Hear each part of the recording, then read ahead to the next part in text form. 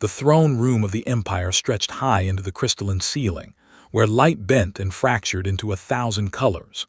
Queen stood at the center, her 8-foot frame casting long shadows across the polished floor. Her scales shimmered with deep purple hues, and her 4 arms remained crossed in a posture that every citizen recognized as displeasure. Today marked what the Council called a great diplomatic achievement, called it something else entirely. The human was small. That was the first thing she noticed when walked through the massive doors. He stood barely 6 feet tall, with no scales, no natural armor, no claws or fangs. His skin looked soft and vulnerable. 2 arms, 2 legs, brown hair cut short and practical, dark eyes that swept the throne room with quiet observation rather than fear. He wore simple clothes that the tailors had struggled to make look presentable for a royal wedding. Behind him, the Earth delegation stood nervously. They were all small like him, fragile-looking creatures who had traveled across 3 star systems to deliver this offering. Their planet had been discovered only 2 years ago, sitting on the edge of explored space. A backwater world with decent mineral deposits and agricultural potential, but nothing remarkable. Certainly nothing worth a war. So when the Empire had arrived with its massive fleets, Earth had chosen the diplomatic path. They had bent the knee without firing a single shot. The Council had praised Earth's wisdom, had seen it as weakness. "Your Majesty," the lead ambassador said, bowing low, "we present of Sol Province, as agreed in the treaty. He comes willingly to fulfill the marriage alliance between our worlds." Descended the steps of her throne slowly. Each footfall echoed through the chamber. She stopped in front of looking down at him. He tilted his head back to meet her gaze, and something flickered in his expression. Not fear, not awe, just calm acknowledgement. "You understand what this arrangement means?" asked, her voice carrying the harmonics that made speech so difficult for other species to replicate. "Yes, Your Majesty," replied in careful but clear. "I am to be your consort in title, a symbol of Earth's integration into the Empire. I expect no real authority and will stay out of your way." The bluntness surprised her. Most beings either groveled or tried to negotiate for more power. He did neither, studied him for another moment, then turned away. "The ceremony will begin in 1 hour, she announced. "Make him presentable." The wedding ceremony was efficient and cold.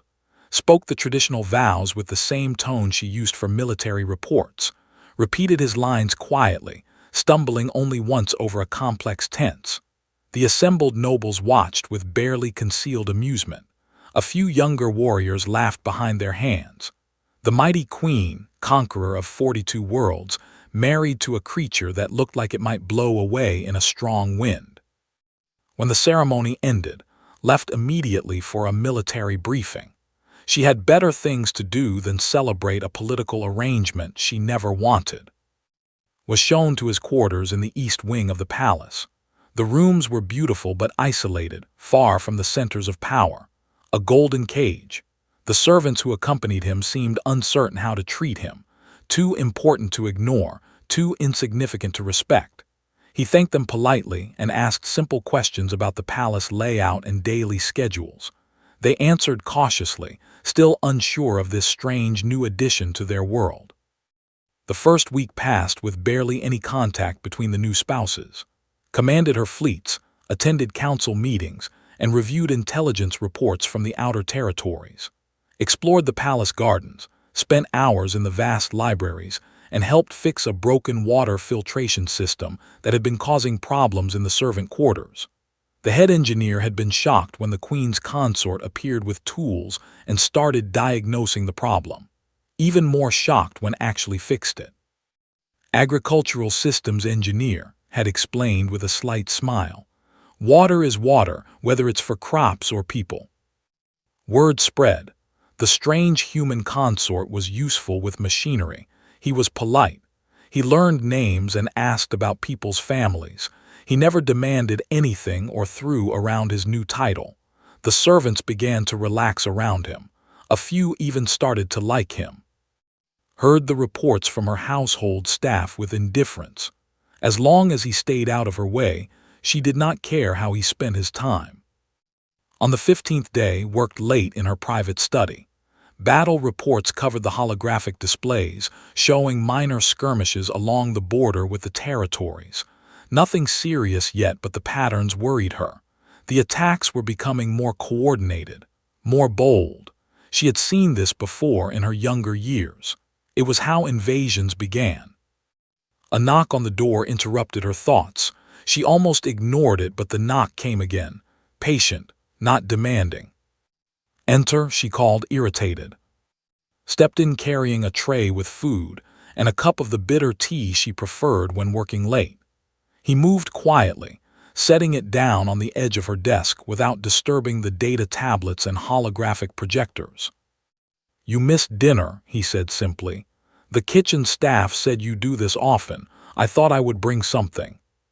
Stared at him. "I did not ask for this." "No," agreed, "but you need to eat. Even queens need fuel." He turned to leave, then paused, looking at the holographic display showing ship movements and attack patterns. His eyes tracked across the data with unusual focus. After a moment, he seemed to catch himself and continued toward the door. "What's?" demanded. "Nothing, Your Majesty. It is not my place." "I command you to speak." Hesitated, then pointed at a cluster of attacks near the mining colonies. "The pattern is interesting. These raids hit targets with low military value but high visibility. It is not about the resources. They are testing response times and force deployment." Stood up slowly. "You have studied military tactics." "I read the library files on conflict history," said quietly. "I have time, and your language is easier when reading technical reports. This pattern matches what they did before the siege of, probing attacks before a larger operation." She walked around the desk, studying him with new attention. "You were sent here as a decorative consort. Why would you study military history?" Met her eyes steadily. "Because I am your husband now. Your battles affect me. I prefer to understand things that affect me." For the first time since the wedding, truly looked at him, not as an inconvenience or political obligation, but as an actual person. There was intelligence in those eyes, quiet and careful but present. "Return tomorrow evening," she said finally. "If you wish to understand, I will explain the situation properly." Bowed, that small smile touching his face again. "Thank you, Your Majesty." After he left, stood looking at the door for a long moment. Then she looked back at the holographic display, at the pattern he had identified so quickly. She enlarged the view and cross-referenced the attacks with historical campaigns. He was right. The pattern matched. She picked up the tea and took a sip. It was perfect temperature, prepared exactly how she liked it. Perhaps, she thought reluctantly, this human was more than he appeared. Not that it mattered much. He was still small and fragile and utterly unsuited for the world of galactic warfare. But he could read patterns. That was something. Outside in his distant quarters, sat by the window looking out at the alien stars. He thought of Earth, so far away. He thought of the libraries here, filled with information about warfare that made him tired just reading it.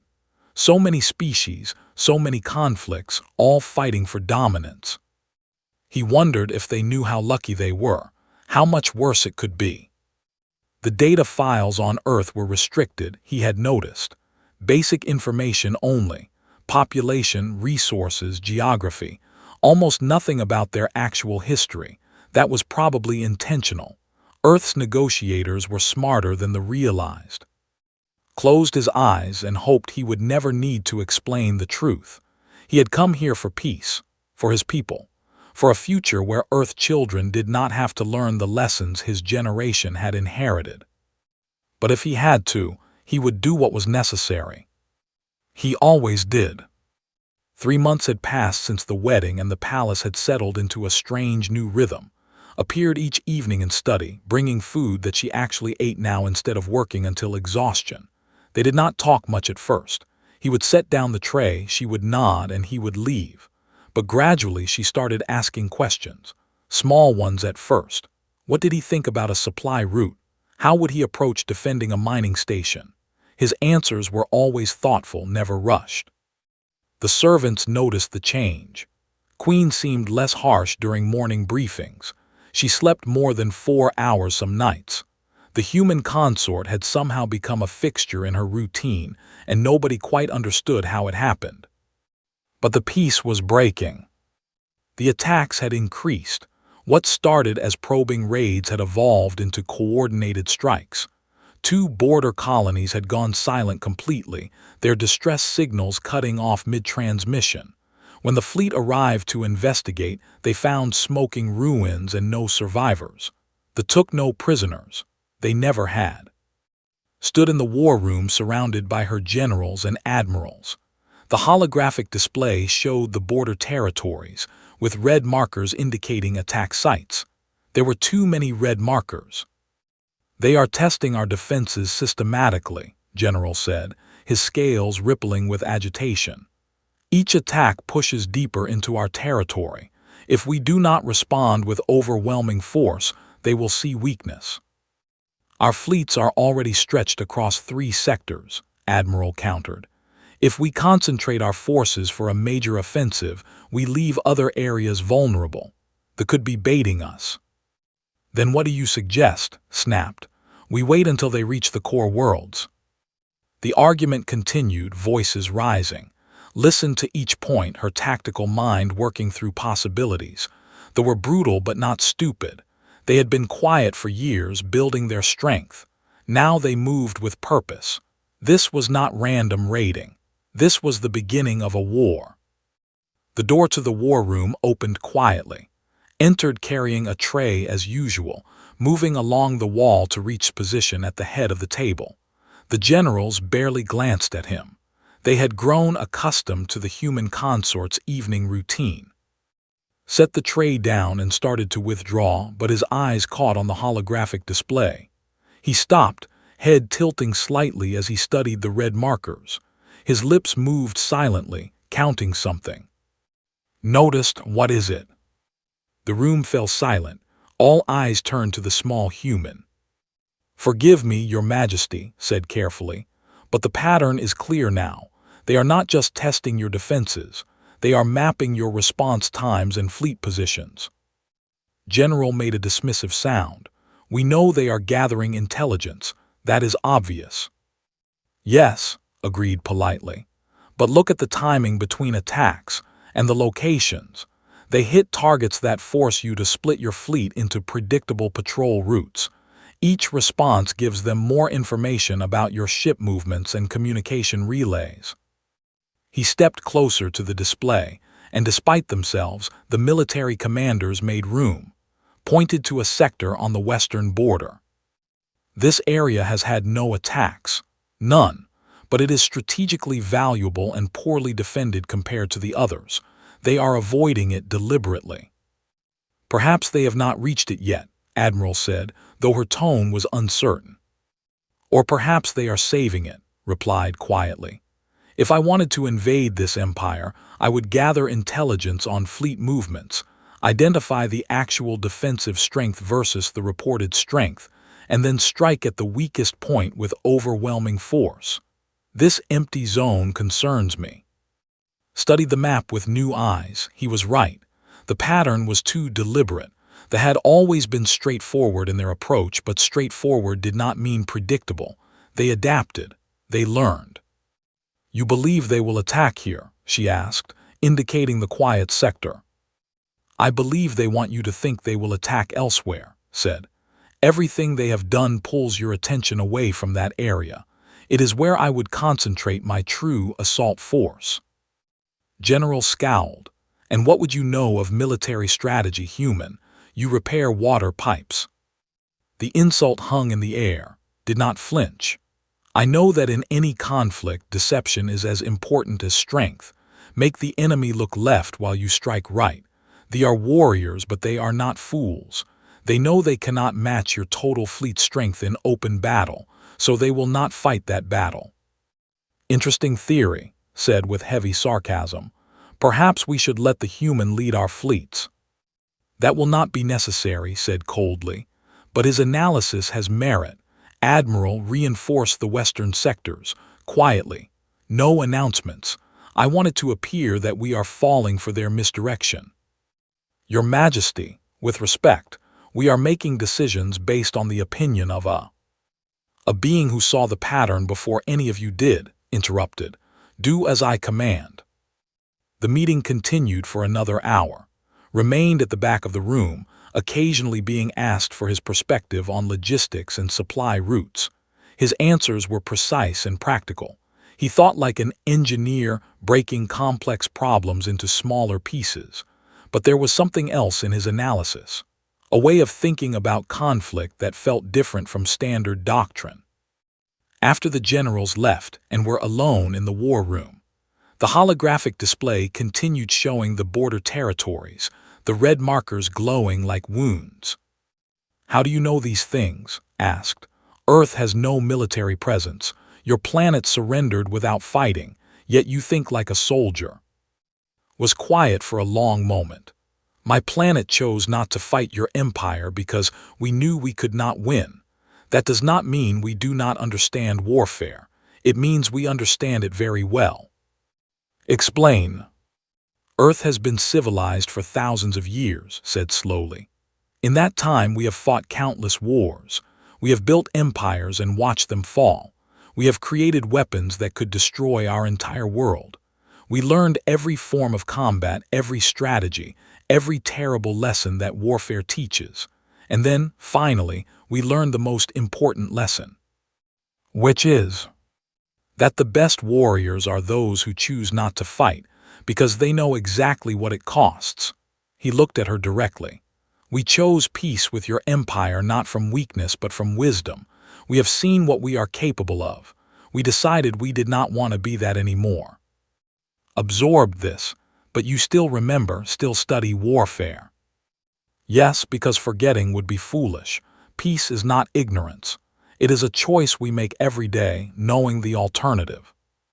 Before could respond, alarms blared through the palace. The holographic display flashed with urgent priority markers. A messenger burst into the war room. Your Majesty, the western sector is under attack. Multiple fleets have emerged from dark space. They bypassed our early warning systems. The colonies are requesting immediate assistance. Scales darkened with battle readiness. She activated the communication system. All fleets converge on the western sector. Admiral, you have tactical command. I will be there within the hour. She turned to, go to your quarters, stay safe. Let me come with you, said. Absolutely not. This is a battlefield, not a negotiation. I know, but I can help, you know I can. Wanted to refuse. Every instinct told her that a human had no place on a warship in combat, but she thought of his analysis, his pattern recognition, his calm logic under pressure. She thought of how he had seen what her generals missed. If you come, you follow every order without question, she said finally. You stay in the command center at all times. You do not take risks. Agreed. Within the hour, they were aboard her flagship, racing toward the battle. The ship's massive engines pushed them through space at speeds that made normal matter blur. Around them, the fleet assembled, hundreds of warships converging on the western sector. Stood at the rear of the command center, watching the tactical displays.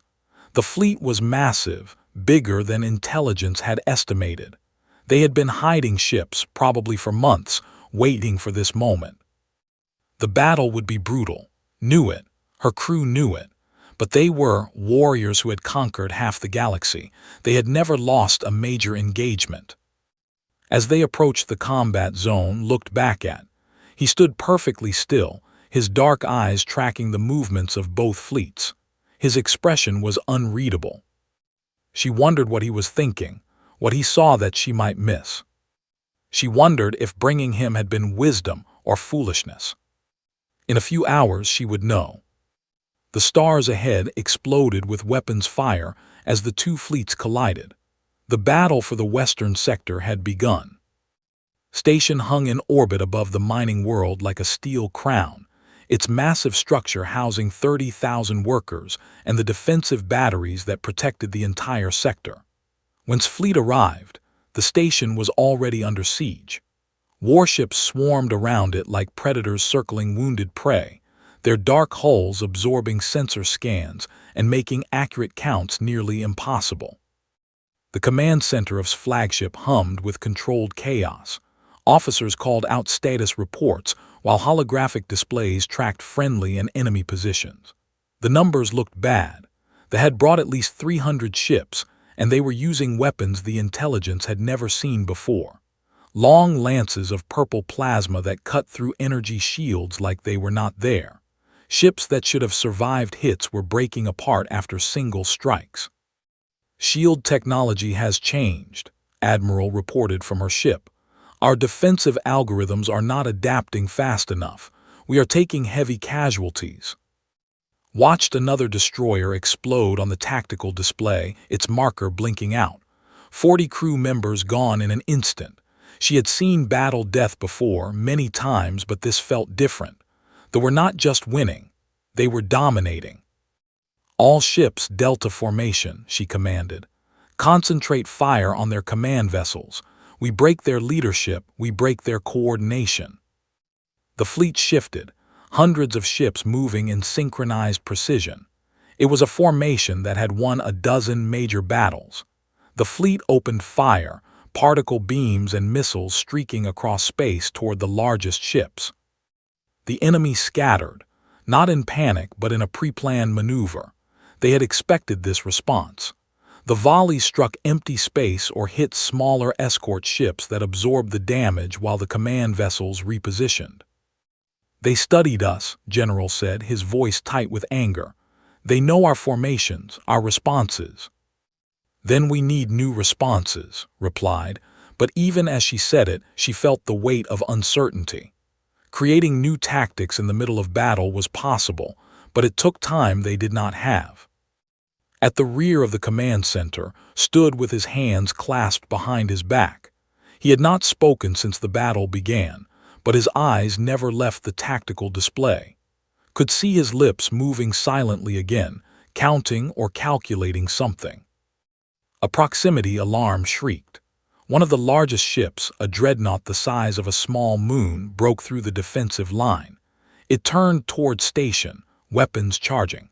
The glow built along its spine, a killing light that would destroy the station's main reactor. If that reactor went critical, the explosion would take out a dozen ships and kill everyone on the station. "Intercept that dreadnought," ordered. "All nearby ships maximum speed." 3 cruisers altered course, their engines burning at emergency levels. They would reach the dreadnought in 90 seconds. The weapon would fire in 60. "They will not make it," Admiral said quietly. Knew she was right. The mathematics were simple and cruel. She watched the countdown, feeling helpless. Thousands of lives about to end, and she could do nothing. "They are using your own tactics against you." His voice cut through the command center noise. Everyone turned to look at him. "What did you say?" demanded. Stepped forward, his usual quiet demeanor unchanged even as alarms blared around him. "They studied your battles. They know how you fight. Head-on, with superior firepower and disciplined formations. They have adapted. They expect you to fight the same way you always have. That is why they are winning." "We are the most advanced military force in this sector," snapped. "Our tactics have conquered 42 worlds." "Against enemies who did not study you first," replied calmly. "They are different. They watched. They learned. They are fighting the battle they prepared for. You need to fight a battle they did not prepare for." Felt the seconds ticking away. The dreadnought's weapon was almost charged. "What do you suggest?" Looked at the tactical display, his expression intense. "Give them what they do not expect. Sacrifice station's outer ring. Vent the atmosphere and detach it. The debris field will mask a strike team approach. Meanwhile, your main fleet pulls back in apparent retreat. They will think they are winning and push forward. When they overextend, you collapse on them from 3 sides." The command center fell silent except for the alarm countdown. 50 seconds. That is insane, said. Sacrificing the station outer ring means abandoning 6,000 workers. The workers evacuate first, said. You have emergency pods, use them. 6,000 lives versus 30,000 and multiple ships. The choice is clear. 40 seconds. Stared at, this was not the thinking of an agricultural engineer. This was the cold calculation of someone who understood that warfare meant accepting terrible costs. She had made similar decisions before, but never with advice from someone who was supposed to be a simple civilian. Who are you? She asked. Someone who wants you to win, replied. Trust me, please. 30 seconds. Made her decision. All ships implement emergency evacuation of station outer ring. Admiral, prepare retreat vector Charlie 9. General, position your assault wings for encirclement. We do this now. Orders flew across the communications network. Thousands of workers scrambled to evacuation pods while automated systems began venting atmosphere from the outer ring. The fleet started pulling back, their retreat looking convincing because it was based on real fear. They took the bait. Their dreadnought fired, but the station's outer ring detached just before impact. The plasma lance struck the separating section, turning it into a cloud of debris and twisted metal. The explosion was massive, but the main station survived. More importantly, the debris cloud spread rapidly, blocking sensors and creating a massive blind spot. Strike Team Alpha, you are clear for approach, commanded. Use the debris as cover. Target the dreadnought's engines. 36 small, fast ships dove into the debris field. They were invisible to sensors, just more fragments in the chaos. The fleet pushed forward, sensing victory. They moved to pursue the retreating ships, eager to finish them. They did not see the trap closing. All wings execute encirclement, ordered, now. The fleet stopped retreating. Ships that had appeared to flee suddenly reversed course. The wings that had positioned during the retreat activated their weapons and emerged from 3 different vectors, boxing in the fleet. Simultaneously, the strike team emerged from the debris cloud. They were inside the formation, behind their shields, perfectly positioned. Their weapons tore into the dreadnought's engines. The massive ship shuddered, power failing. Its escort ships tried to cover it, but they were out of position and confused. The fleet hammered the trapped ships from all sides. Without leadership coordination and caught in a formation they had not prepared for, the enemy scattered. Some tried to fight their way out. Some tried to retreat. Most failed at both. The battle lasted another 40 minutes, but the outcome was decided in those first moments after the encirclement. When the last ship either exploded or fled into dark space, the fleet held the field. The command center erupted in cheers. Officers embraced. Even the stoic admiral allowed herself a small smile. Stood at the center of it all, but her eyes found. He had not moved from his spot. He did not cheer or celebrate. His expression was tired, almost sad. She walked over to him. The command center quieted, everyone watching. 32 ships lost, said quietly. Nearly 4,000 crew members dead, but we won because of your strategy. Because you trusted it, corrected, and because your people executed it perfectly. Where did you learn to think like this? Demanded. No agricultural engineer sees a battlefield and immediately calculates sacrifice ratios and encirclement tactics. Who are you really? Met her gaze steadily. I told you the truth. I am an engineer from Earth. I fix irrigation systems and optimize crop yields, but I am also human, and humans have a very long history. What does that mean? It means my species has been at war with itself for most of our existence. We have fought with stones and spears and chemical weapons and nuclear fire. We have killed billions of our own kind. We have studied warfare in every form because survival demanded it. Every human child learns history, and our history is mostly blood. He gestured at the tactical display. This strategy is not new. It is called a feigned retreat. My ancestors used it thousands of years ago. The Mongols perfected it. The Romans countered it. We have fought and studied and refined the art of killing for so long that it is part of our culture, our literature, our psychology. Felt something cold settle in her stomach. Then, why did Earth surrender so easily? Because we are tired, said simply. We looked at what we had done to ourselves and decided we did not want to be that anymore. We chose peace. But choosing peace does not mean forgetting how to fight. It means understanding it so well that you know the cost. Every victory is also a loss. Every battle leaves scars. He looked at the casualty reports on the screen.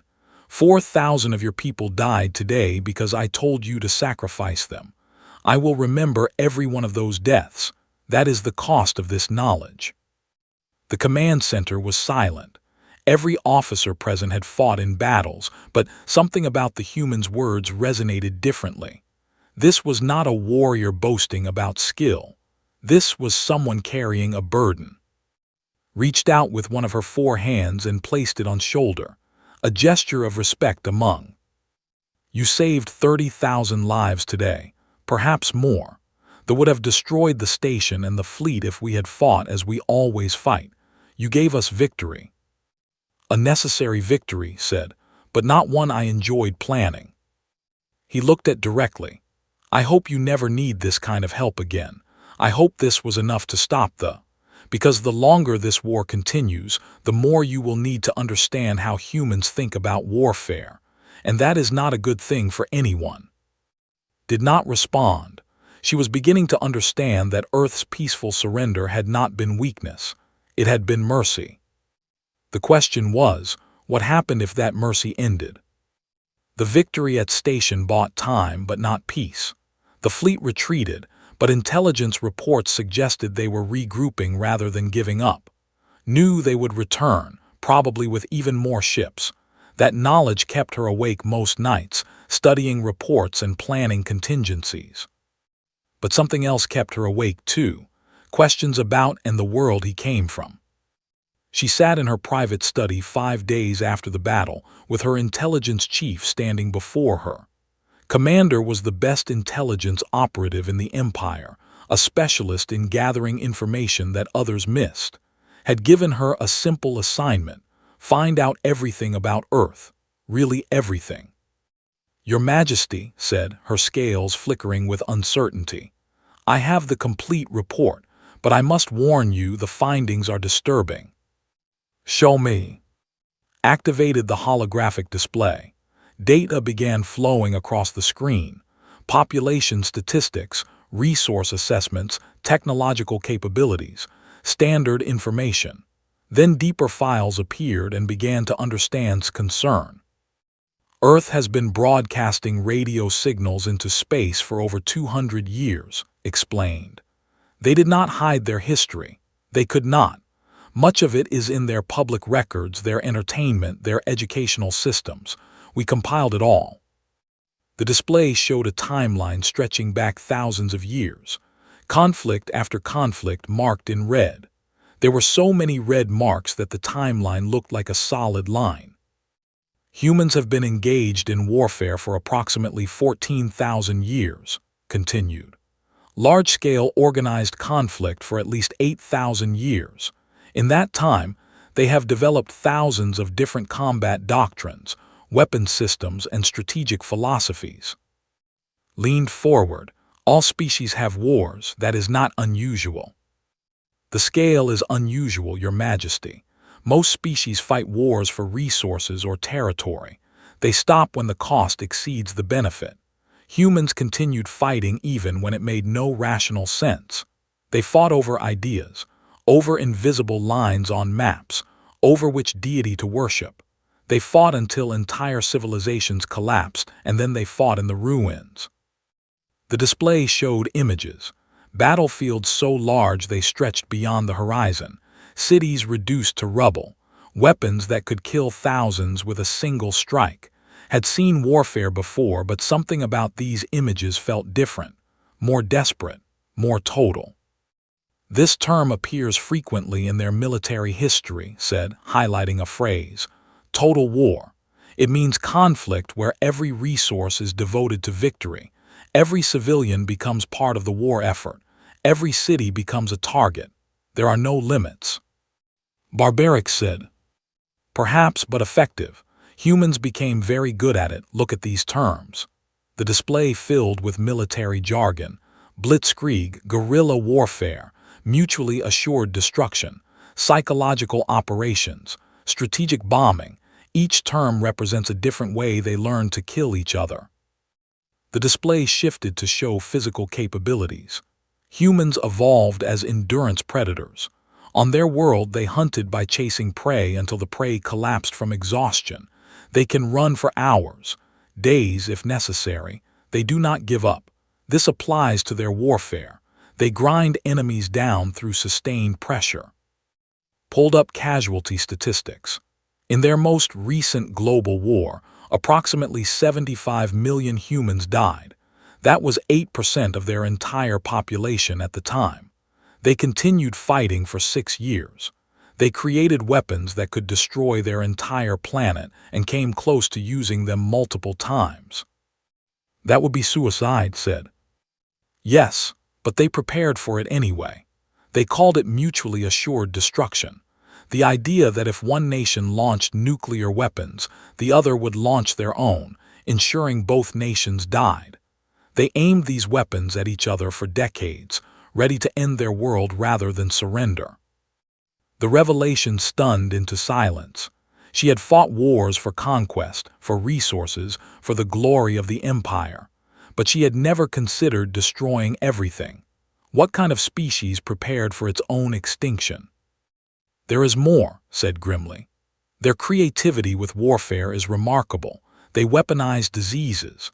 They poisoned water supplies. They created bombs that did not just destroy buildings but created storms of fire that consumed entire cities. They developed weapons that killed without leaving marks, that made people forget, that changed how minds worked. If it could hurt an enemy, they found a way to weaponize it." The display showed more images: trenches filled with bodies, cities burning, mushroom clouds rising into the sky. The scope of human conflict was staggering. "And yet," added, "they also showed great courage and sacrifice. They have stories of individuals who saved hundreds, of soldiers who protected civilians at the cost of their own lives, of treaties and peace agreements. They are not merely violent, they are complex." "Why did our first contact teams not report this?" demanded. "Because Earth's government deliberately provided only basic information. They highlighted their peaceful achievements. Science, art, philosophy. They mentioned wars but downplayed the details. Our teams assumed Earth was a typical developing world. By the time we discovered the truth, the treaty was already signed." Stood and walked to the window, looking out at her capital city. Thousands of ships moved between the orbital platforms. Millions of citizens lived their lives, confident in the Empire's strength. None of them knew what Earth truly was. "Your Majesty," said quietly, "there is one more thing. The humans have a saying that appears frequently in their military literature. See, parabellum. It is an ancient phrase in one of their dead languages. It means, if you want peace, prepare for war." "I have heard that before," said, "told me." She turned back to face. "Send me all the files, everything. I need to understand who I married."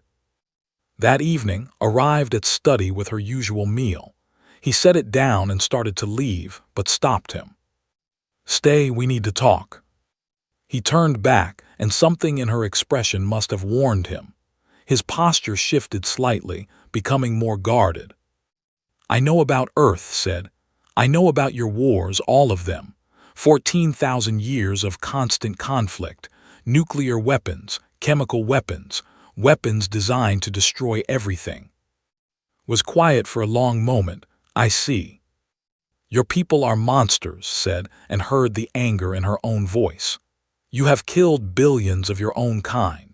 You created weapons that could end your world and came close to using them. And you sent yourself here, into my empire, hiding what you truly are." "We did not hide," replied calmly. We chose not to emphasize there is a difference. And yes, we have done terrible things. We do not deny our history, we study it. We teach it to our children so they understand the cost of violence. Why? Demanded. Why so much war? What could possibly drive a species to that point? Walked to the window and looked out at the alien stars. Because we had no choice. Every species you have conquered had natural advantages. They have scales and strength and multiple arms. They are born warriors with natural weapons. Others have venom or flight or armor. Humans had nothing. We were prey animals on a planet full of predators. We survived because we learned to think, to plan, to fight smarter instead of harder. He turned back to face her. We fought each other because we competed for limited resources. We fought because different groups had different ideas about how to live. We fought because sometimes fighting seemed easier than talking. And each war taught us new lessons. Each conflict made us better at the next one, until we became very, very good at it. And that does not horrify you? Asked. It does, said quietly. It horrifies us deeply. That is why we stopped.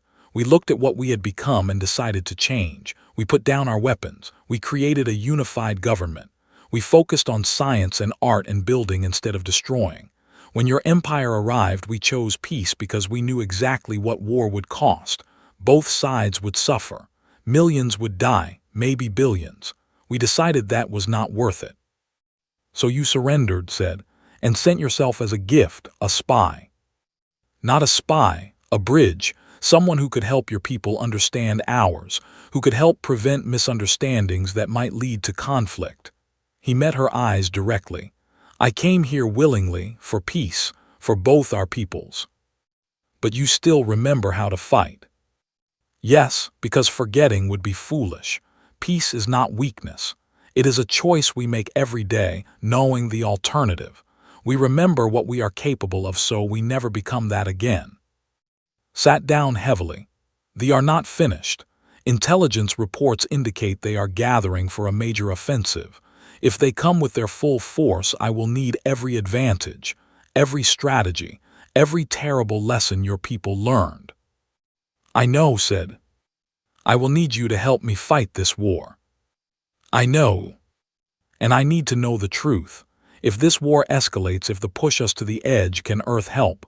Do you have weapons, fleets, armies? Was silent for a long time. When he spoke, his voice was careful. Earth has weapons, not many ships, but we understand the principles. We could build them if we needed to. We have soldiers who train even in peacetime because some of us believe in being prepared. We have knowledge, strategies, the accumulated wisdom of 14,000 years of warfare. If Earth were threatened, if our survival was at stake, we would fight. And we would fight in ways you cannot imagine. Is that a threat?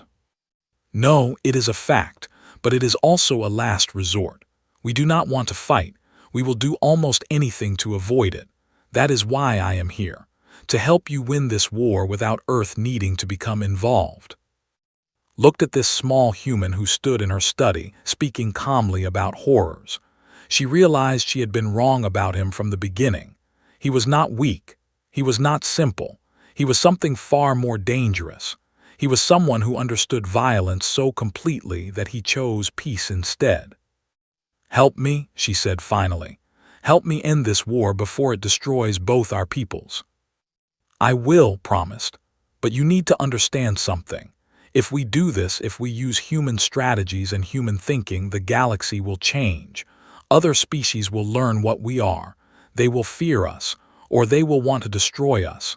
There is no going back once that knowledge spreads. I know, said, but right now, survival is more important than secrets. Nodded slowly.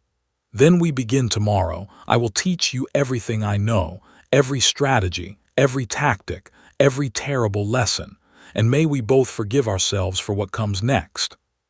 He left the study and sat alone in the darkness, staring at the files about Earth. Somewhere out there, they were preparing for war, and now she would meet them with strategies developed by a species that had perfected killing each other. She wondered if they were ready for that. She wondered if anyone was. The promotion ceremony was brief.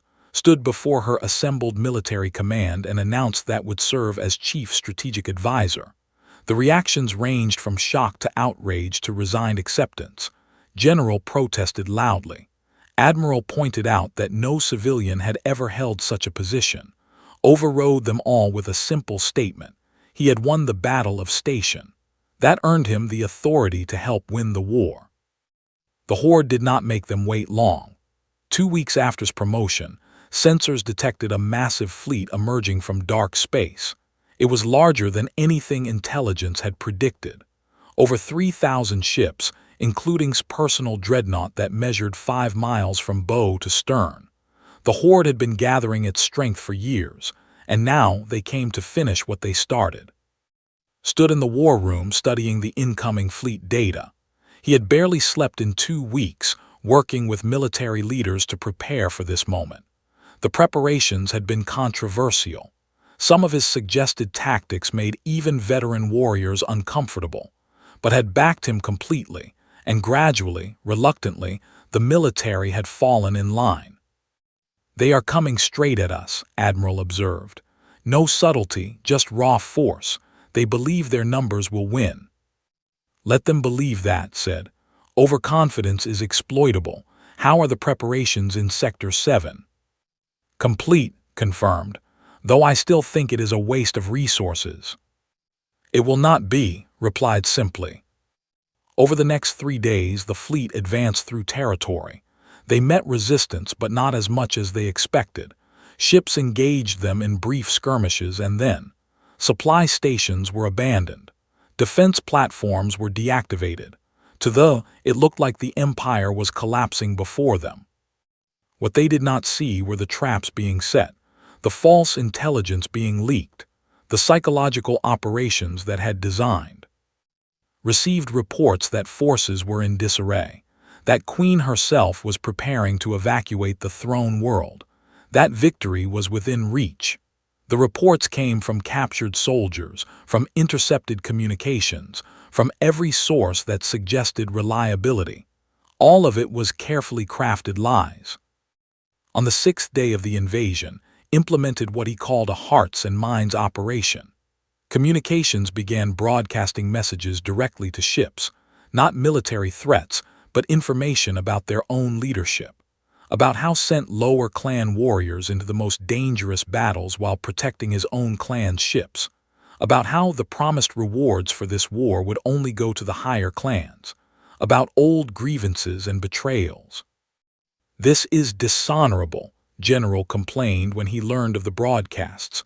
"We are trying to divide them with lies." "Not lies," corrected. "Research. Your intelligence service provided data on clan politics. I simply shared it with the warriors who needed to hear it.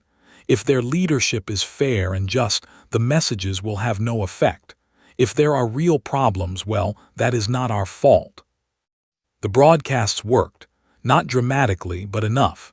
Some ships began questioning orders. A few minor clans broke formation to pursue their own targets. The iron discipline of the Horde started developing cracks. Then came the supply problem. The fleet was massive, but mass required resources: food, fuel, ammunition. They had planned to capture supply depots to sustain their advance, but every depot they reached was empty, stripped clean. They had implemented a scorched earth strategy that had explained in detail. If the enemy cannot take resources from you, they must bring everything they need, and that makes them vulnerable. By the 2nd week, the fleet was starting to strain. Not badly yet, but enough that had to divert ships to secure supply lines. Those ships were no longer available for the main assault. Then the guerrilla attacks began. Small ships, no more than 3 or 4 at a time, struck at the supply convoys. They did not fight fair. They ambushed from debris fields and asteroid belts. They used hit-and-run tactics that gave them no chance to bring their superior numbers to bear. Each attack cost the Horde ships and resources. Each attack forced them to divert more vessels to escort duty. "This is not warfare," reportedly told his commanders. "This is cowardice." But it was effective, and effectiveness mattered more than honor. On the 20th day, the Horde finally reached the Throne World's capital system with its shipyards and defense platforms and billions of citizens, prepared for the final battle. He had lost perhaps 500 ships during the advance, but he still commanded over 2,000, more than enough to crush any defense.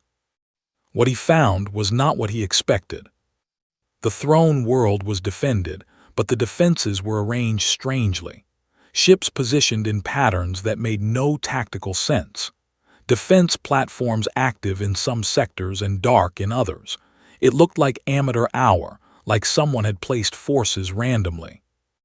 "They are broken," one of his commanders said with satisfaction. "The Queen has lost control. They cannot coordinate." Was not so sure. Something felt wrong. But his supplies were running low, his clans were arguing among themselves, and his warriors wanted the glory of conquest. He gave the order to attack. The fleet moved in, and the defenses collapsed almost immediately. Ships retreated in apparent panic. Defense platforms shut down or exploded under fire. Within hours, the fleet had pushed deep into the system, chasing fleeing ships toward the capital world itself. That was when the trap closed. The fleeing ships suddenly reversed course, their retreat revealed as perfect positioning. The random defense platform placements activated, creating overlapping fields of fire. And from the asteroid belt, from the outer planets, from every hiding spot in the system, the real fleet emerged. They had hidden nearly 1,000 ships throughout the system, using every stealth technology and deception technique that had taught them. The fleet, spread out and deep in the gravity well, was surrounded. "All ships," commanded from her flagship, "execute Plan Thermopylae." The name meant nothing to the. It was a reference to an ancient Earth battle that had used as a teaching example. 300 warriors holding a narrow pass against an army. The principle: use terrain to negate numerical advantage. In space, terrain meant gravity wells, debris fields, and anything that restricted movement. The ships forced the fleet into a narrow corridor between the planet and its largest moon. In that corridor, they could only bring a fraction of their ships to bear at once. Their numbers meant nothing. It became a grinding battle of attrition, and they had prepared for exactly this kind of fight. For 8 hours the battle raged. Ships tried to break out, tried to regroup, tried everything they could think of. But every move they made had been anticipated. Every formation they adopted had been studied and countered. It was like fighting an enemy that could read minds. Finally realized the truth. They had learned to fight differently. This was not the honorable warfare he knew. This was something colder, more calculated, more human. In desperation, issued a challenge. Ancient tradition allowed for single combat to determine the outcome of a battle. If would face him, winner take all. It was his only hope to salvage something from this disaster. Accepted immediately. They met in a cleared space between the fleets, both leaders in combat suits visible to thousands of watching warriors. Was massive, nearly 10 feet tall with natural armor and weapons. He had killed 17 warriors in single combat during his rise to. Was smaller but no less deadly. 4 arms, each carrying a blade forged from star metal. She had survived assassination attempts and duels throughout her reign. She was not afraid. But as they circled each other, as made his first strike, Herd's voice through the private comm in her suit. "He is favoring his left side. Old injury probably. He will try to end this quickly because his stamina is not as good as yours. Remember what I taught you. Let him tire himself. Use angles and distance. You do not need to be stronger. You need to be smarter." For the next 20 minutes, fought not with pure aggression but with calculated precision. She used techniques that had shown her from human martial arts. She exploited injuries. She controlled distance and timing. And slowly, inevitably, the mighty began to slow. The killing strike came when overextended on a thrust, deflected with 2 blades and struck with the other 2. It was over. The fleet, seeing their leader fall, shattered. Some ships surrendered, some fled. None continued fighting. Within an hour, the battle was over. The war was over. In the throne room 3 days later, addressed the assembled council. Victory celebrations had been ongoing, but she called this special session for a different reason. "We won this war," she began, "because we learned to fight differently, because we had a teacher who understood warfare better than any of us. That teacher deserves recognition." She turned to where stood at the side of the room. "I offer you formal military rank, command of your own fleet, and authority over all strategic planning for the Empire." Was quiet for a moment, then he shook his head. "I respectfully decline, Your Majesty." The room erupted in surprised murmurs. "Why?" asked. "Because I am not a warrior. I am an engineer who helped you survive a crisis. The crisis is over. I would prefer to return to what I know. Growing things, building things, fixing things. War is necessary sometimes, but it should never be comfortable. The moment it becomes comfortable is the moment you lose your humanity." He looked at the assembled leaders. "I helped you win, yes, but do not become too good at this. Do not let human tactics become the only tactics you know. War should always be the last option, not the first. That is the real lesson my people learned." "Understood."